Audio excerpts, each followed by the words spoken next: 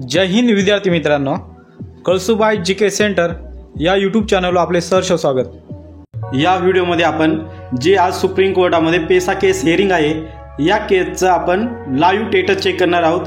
यावरून तुम्ही अंदाज लावू शकता की आज सुप्रीम कोर्टामध्ये हिअरिंग होणार की नाही होणार। आणि जी काल सुप्रीम कोर्टामध्ये 18 सप्टेंबरला हिअरिंग होणार होती तिचा काल सिरियल नंबर 18 होता, त्यामुळे ती हिअरिंग झाली नाही। त्यामुळे सुप्रीम कोर्टाने आपल्याला 19 सप्टेंबर म्हणजेच आजची डेट दिली होती आणि तिचा सिरियल नंबरसुद्धा 20 दिलेला आहे।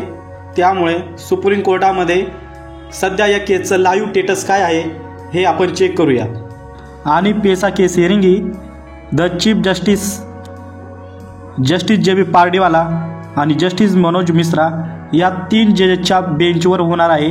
आणि यांचं बेंच किती कोर्ट नंबरमध्ये आहे ते आपण चेक करूया। सर्वप्रथम सुप्रीम कोर्टाच्या वेबसाईटवर आल्यानंतर इथे पहिलंच ऑप्शन दिसेल तुम्हाला कॉज लिस्ट, याच्यावर क्लिक करायचं।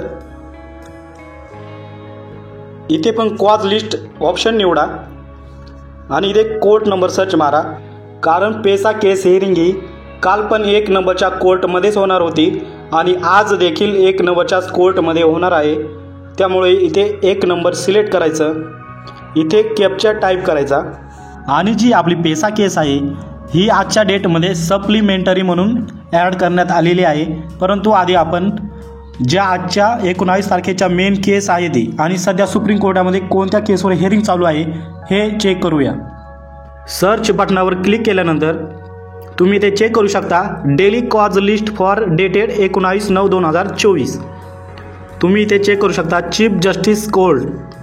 आणि आपली जी पेसा केस हिअरिंग होणार आहे त्याच्यामध्ये स्वतः chief justice of India D Y. Chandrachud साहेब आहे ती, आणि जे चंद्रचूड साहेबांचं आजचं जे बेंच आहे कोर्ट 1 नंबरमध्ये त्याच्यामध्ये 3 जजेस आहे ती ऑनरेबल द चीफ जस्टिस म्हणजे स्वतः honourable mister justice J B. Pardiwala आणि honourable mister justice Manoj Mishra. आणि आपली पेसा केस हिअरिंगसुद्धा या 3 न्यायाधीशांच्याच उपस्थित होणार आहे। चेक करूया आपण सध्या 1 नंबरला कोणती केस कनेक्ट झालेली आहे। त्यानंतर तुम्ही इकडे खाली आल्यानंतर इथे चेक करू शकता आणि आपल्या पेसा केसचा सिरियल नंबर हा 20 आहे आणि 1 नंबर सिरियल नंबर असणारी केस सध्या सुप्रीम कोर्टामध्ये तिची हिअरिंग चालू आहे। आणि जी 1 नंबरची केस आहे हिचं पिटिशनर कोण आहे, the board of control for cricket in India versus cricket, आणि त्याला रिस्पॉन्डंट आहे association of beer and orders. खाली आल्यानंतर तुम्ही ते चेक करू शकता ही केसची हिअरिंग कनेक्टेड झालेली आहे।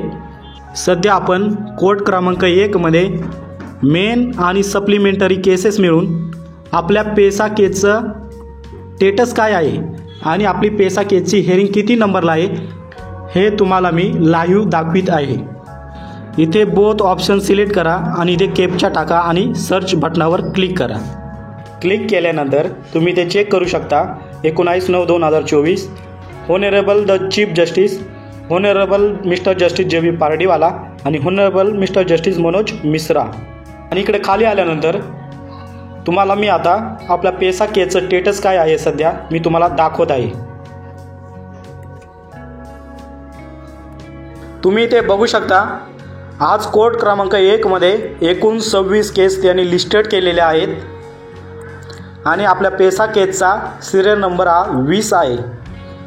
त्यानंतर इकडे वर आल्यानंतर तुम्ही ते चेक करू शकता सिरियल नंबर 20 इथं केस नंबर दिला आहे। इथं पेटिशनर तुम्ही चेक करू शकता सामाजिक Vikas Prabodhini versus the state of Maharashtra, इथं वकिलांची नावे दिलेली आहेत।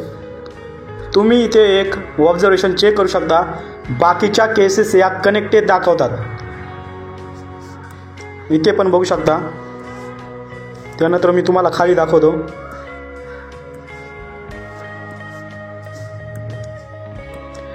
.1 कनेक्टेड, परंतु आपल्या पेसा केसचं जर स्टेटस बघितलं कुठेही कनेक्टेड दाखवत नाही। इथं बघू शकता सिरियल नंबर 20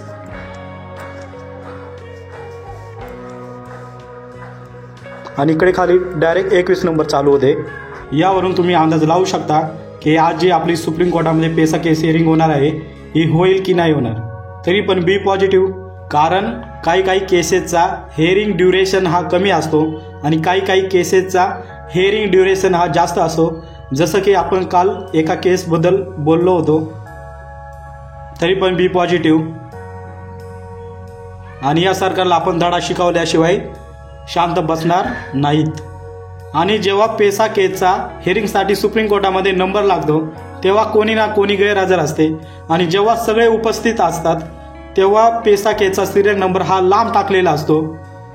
त्यामुळे आता तरी सुप्रीम कोर्टाने यावर विशेष लक्ष देऊन या पेसा क्षेत्रामध्ये राहणाऱ्या आदिवासी मुलांना न्याय द्यावा, कारण आदिवासी विद्यार्थी हा 1 वर्षापासून न्यायाच्या प्रतीक्षेत आहे. आणि सुप्रीम कोर्टाने कुठेही म्हटले नाही की पेसा भरतीला स्थगिती द्या आणि आदिवासी मुलांच्या नियुक्त्या थांबवा.